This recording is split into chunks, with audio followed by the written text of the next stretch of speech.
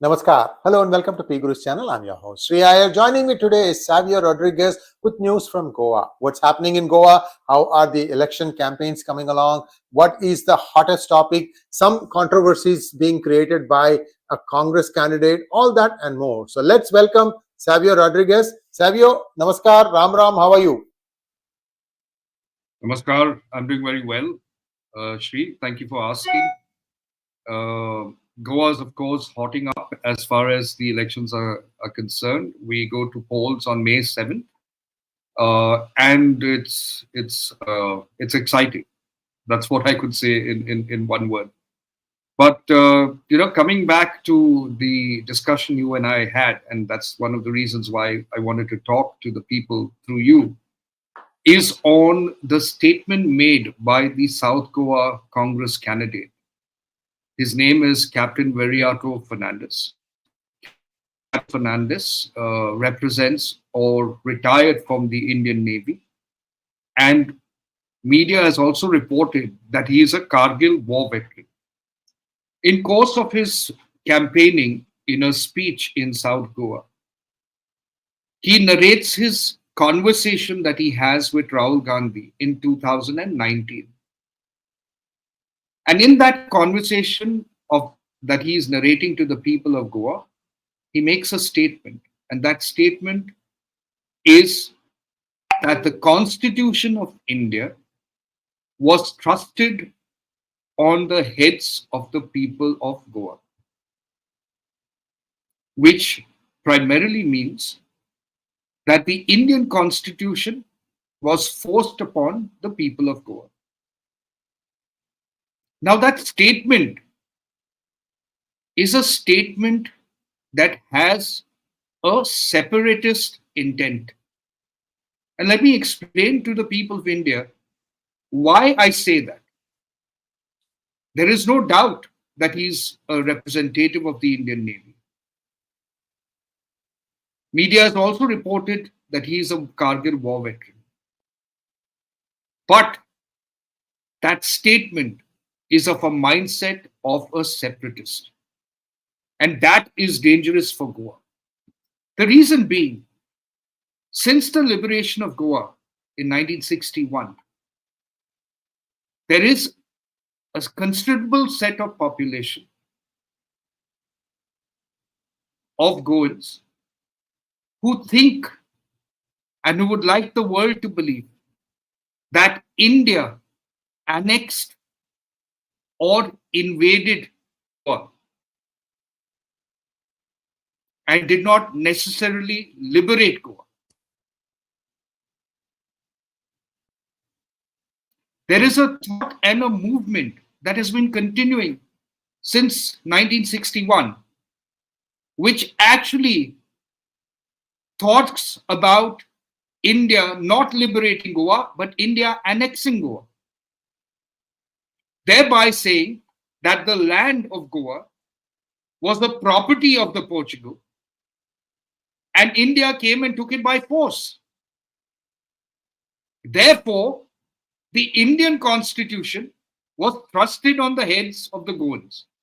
So let me remind people like Captain 𝗣𝗚𝗏𝗏, people living in Goa, in Portugal, in UK, in any part of the world, who are of Goan origin and think was the land of the Portuguese, then they are wrong. Because Goa is 𝗏𝗏𝗏𝗏𝗏𝗏𝗏𝗏𝗏𝗏𝗏𝗏𝗏𝗏𝗏𝗏𝗏𝗏𝗏 was a part of Bharat, is a part of India, and will always be a part of India.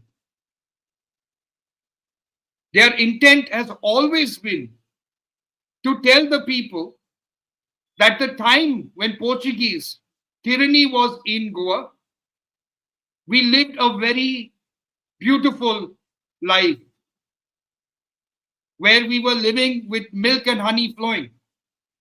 But they never talk about the brutality of the Portuguese regime. Our temples were destroyed. Our people were tortured. But yet they want to look at us, tell us then look at the culture that was brought in. Look at the art that was brought in. Look at the food that was brought in. Even a person who violates another person might provide them with gifts, but the fact of the matter is you are still violated. And the Portuguese raped Goa, and that's the truth. Our ancestors, some were converted by choice, but some were converted by force, many of them. So when Captain 𝗣𝗽𝗼𝗏, representing the Congress, makes this statement, he is towing the line of the separatists that want to create divisions in Goa. And that is why you see many, many people from South Goa who opt for the Portuguese citizenship. In fact, in the last 3 months, a report has come out. 428 people from Goa have opted for foreign citizenship, and almost 97% opt for Portugal. And majority of them are from South Goa, from the Christian community. This is your land. If you believe it's your land, if you don't believe that India is your mother, then by all means, please go to Portugal. We don't need you in Goa. We don't need you in India. You have that choice. But when you stay in Goa, respect the fact that this is India. This is the land of the Gomantak. Captain 𝗣𝗽𝗼𝗏's statement is shameful because he represented an office that is respected. He came from a service that is respected.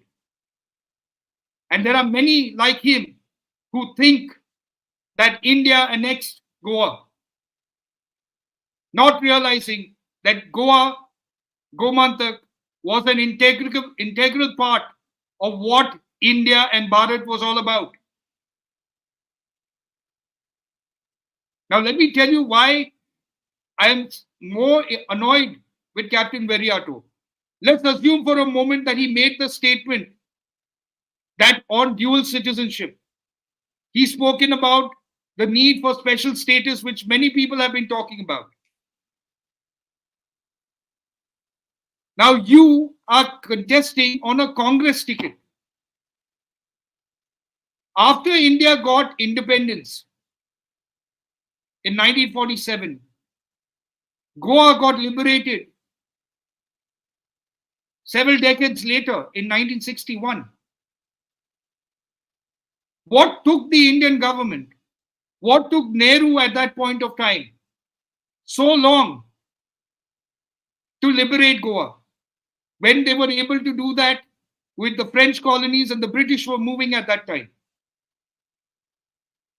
In fact, in 1951, let me read out the statement that Nehru had said in Parliament in 1951. In a debate on foreign policy in Indian Parliament on 28 March 1951, Nehru declared, "I cannot tolerate any footholds of foreign powers in this country. There are only two ways of bringing this about, either through war or through diplomatic means. In pursuance of our ideals, we have ruled out war as a means of redress unless we are forced into one. The only alternative we are left with is the diplomatic method, and we are pursuing it." It was 10 years, 9 months after that Goa got liberated. So for 10 years, 9 months, freedom fighters in Goa who were Bharatiya in their thought were tortured, were brutalized as we continued to fight for what is freedom of Goa. So to all those who think that they are sons and daughters of Portuguese blood, please get the hell out of Goa. You never answer. You never talk about the sacrifices of the people who died to give us our freedom. Ask Captain 𝗣𝗍𝗍𝗏 to ask his own Congress people, what did they do about the special to protect the rights of the people of Goa? Ask Captain 𝗣𝗍𝗍𝗏 to ask his own Congress people, why did it take 10 years, 9 months to liberate the people of Goa? So that Nehru could show the rest of the world that he's a statesman. He's a peaceful man. Goa was liberated in 2 days when the Indian army walked in. Why was it delayed? So that the US, the UK, they could consider Nehru to be a great political leader. You want to forget your history. You want to forget the brutality of Portugal to us. The Portuguese never loved Goa for what Goa was. It was an economic activity. All colonialism was an economic activity of draining out the people of their wealth, their resources, their intelligence. And today, we have people considering us Indians to be backwards because they want to be seen as Portuguese. And that is a mindset, Sree, and I'm telling you, that separatist mindset, for a long time when I was young, and I mentioned it to you earlier, growing up, I myself considered myself to be a foreign citizen, till my grandfather corrected me. That is the mindset we are putting in the young minds. Captain 𝗣𝗍𝗍𝗏, while being a part of the Indian Navy, if he doesn't believe in the Constitution of India, he believes that the Constitution of India was trusted on the Goans' heads. Then what are you doing contesting the elections? The very elections are based on the Constitution of India. This is a separatist mindset. So coming to the mere fact that why should Christians vote for Modi? Exactly for this reason. Goa is a part of India. Christians are a part of India. There have never been a distinguishment because we are a secular country in its true definition, not the misinterpreted definition of the Congress. Secularism is not the acceptance of all religion and matters of governance. Secularism is the acceptance of no religion in matters of governance, which means the state looks at you irrespective of your caste or creed, but sees you as a citizen of this country, and therefore the benefits that are given by a government are given to you as a citizen, not because of an appeasement. I want to ask the Christians in Goa, let me give you some data. According to the National Minorities Development and Finance Corporation, total loans disbursed in the UPA era to the minorities were 2,033.35 crore only. In the Modi administration, it is 6,215.64 crore. That is a 205.7% increase in loan disbursement from the National Minorities Development Finance Corporation to the minorities. More than 85% of the beneficiaries are women. 85% of the beneficiaries are women from the minority community. In UPA era, the number of beneficiaries was 7,74,848. In Modi's administration, it is 14,09,270, 81.9% jump. The average loan size to minorities during the UPA era was 26,242. That was the loan given to the minorities. In Modi's era, it's 44,105. a 68.1% jump. Today, when you look at government benefits, let's take a state like Goa, and you look at certain constituencies that have majority of Christians, you will see Christians taking the benefits that are given by the government because it is their right to.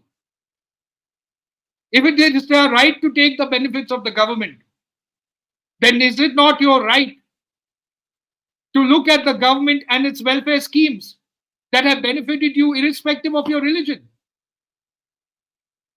If there have been 11.7 crore toilets built across the country, has Prime Minister Modi built that because they were for Hindus? Are there no Christians? Are there no Muslims? Are there no Parsis? Are there no Jains utilizing those toilets? If there were 13 crore tap water connections all around the country, were there no Christians benefited by that? If there have been infrastructure development that's happened all over the country, if there's been direct benefit transfers that have gone into crores all over the country, have Christians not benefited from it? Don't fall prey to propaganda. Don't fall prey that Christians are in danger. Today, you have people wanting to blame Modi for conflicts happening in India. If you were to take those conflicts, the inter-religious conflicts that happen, the cases that have been registered, they are merely about 600 odd or less cases. And the reality of those cases as it is stands in Supreme Court as far as the case is concerned against the government, there are hardly about 155 cases that have got any merit and are under investigations. So if there are about 100, 200, 300 cases, are you telling me that 2 crore plus population of Christians are in danger in India? This is their land. This is your mother. You are afraid of living in your country. You're falling prey to fear psychosis. Let me ask you a question. You might not like it. World over, cases have emerged on sexual abuse by the clergy all over the world, including India. Do you blame the Pope for it? Do you blame the cardinals and the bishops? If a priest is accused of raping a minor, then why do you blame Modi for conflict that happens in any part of the world?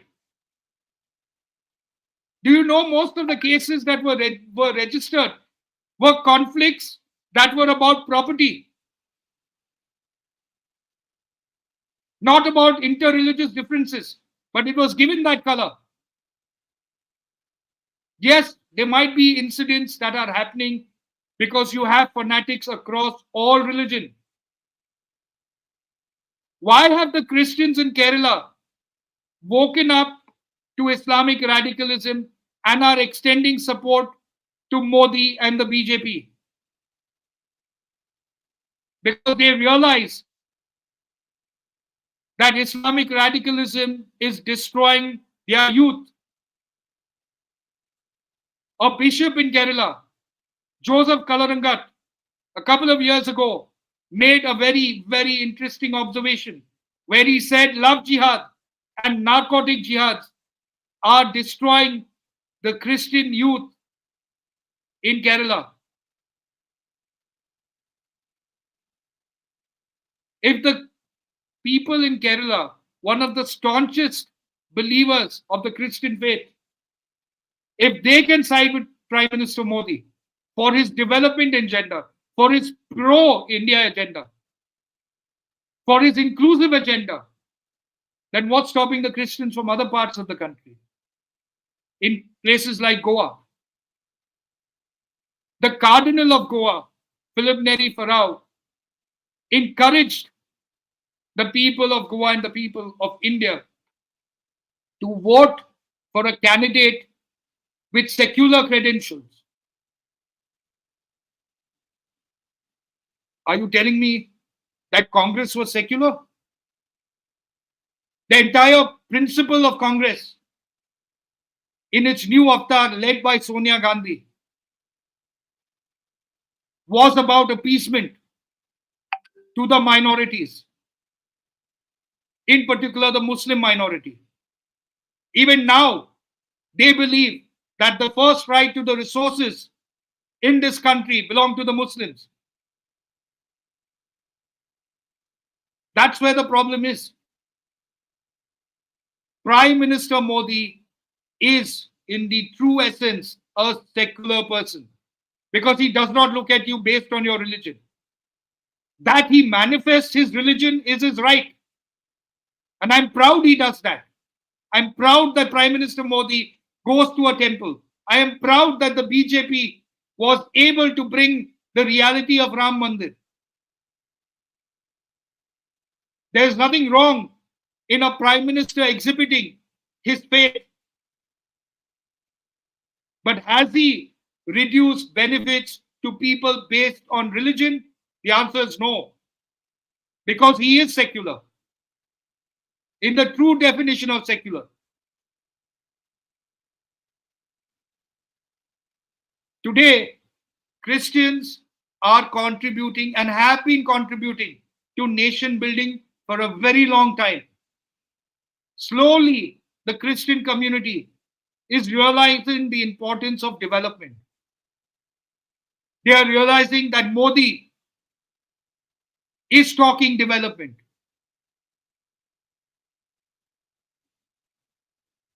But in some pockets of Goa and in some pockets of Mumbai or Delhi or Bangalore, you have church leaders misguiding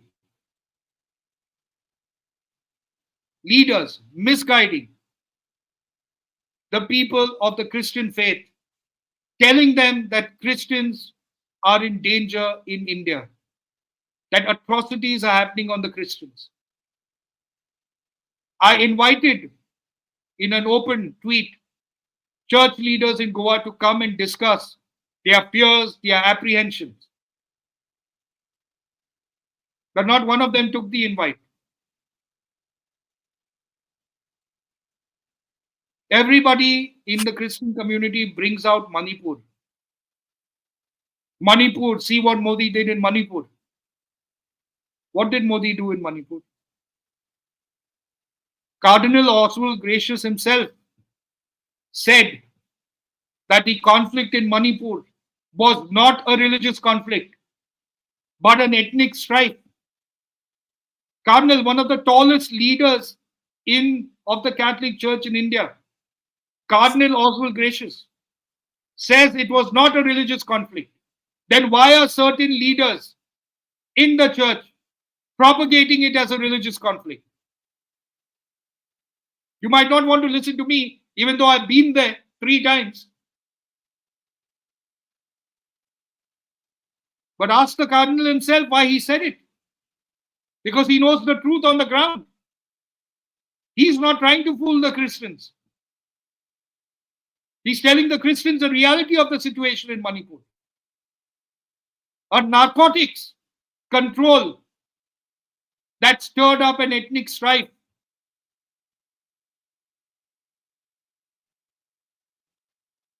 Modi is a leader that is taking India forward. The country is growing. The revenues are going up. The economy is going up. People talk about jobs, but we have defunct those theories of theirs through our research. Yet, you have certain sections that say Modi is not good for the Christians. And that is unfortunate. Because I want to tell the Christians that whether you vote for Modi or not, Modi is not going to stop the growth of India. You don't have to trust Modi. You don't have to trust me. You have to trust your eyes, your ears to see what's happening around. to listen to what people, not only in India and the rest of the world, are talking about the economic and the progress of India. Keep your petty-minded, bigoted thoughts at home and within yourselves. It was not going to change the reality of what Modi wants to achieve, where this country is going. Today it is Modi, tomorrow it will be another leader. India is going to progress. We as Christians need to decide, because we are Indians, what is our contribution to nation building, and not fall prey to people who want to propagate that this is not our land. Christians are not children of Bharat Mata.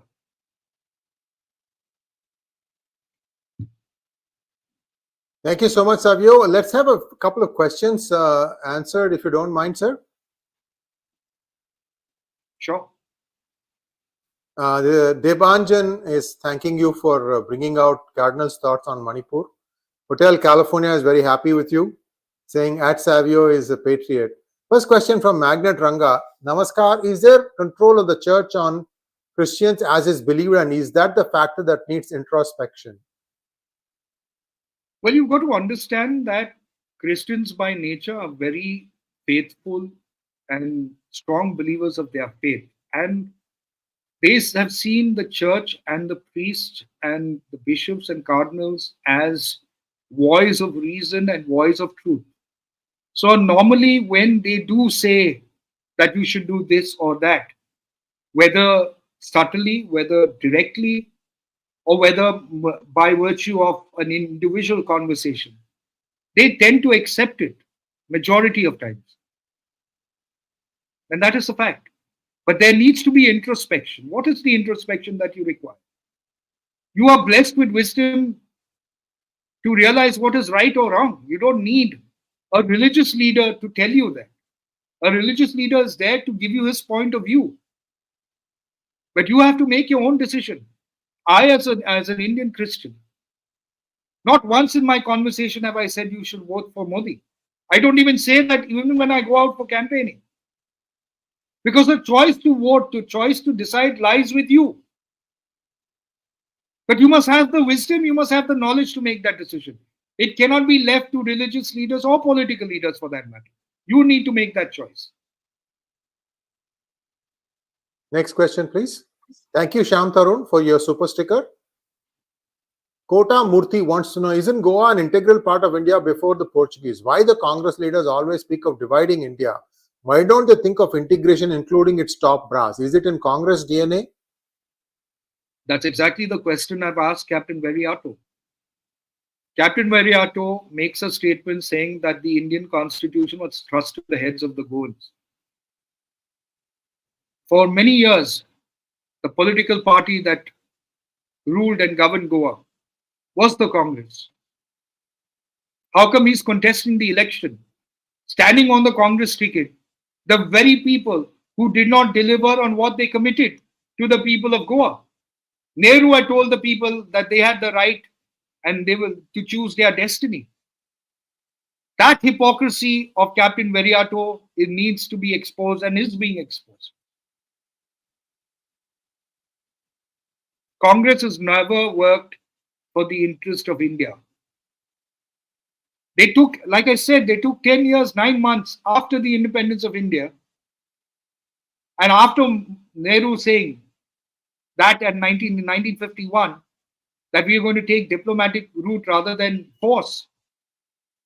How many people died around that time? How many satyagrahis died? Who's going to answer for what they went through? We had power on our side. We just threw the British out.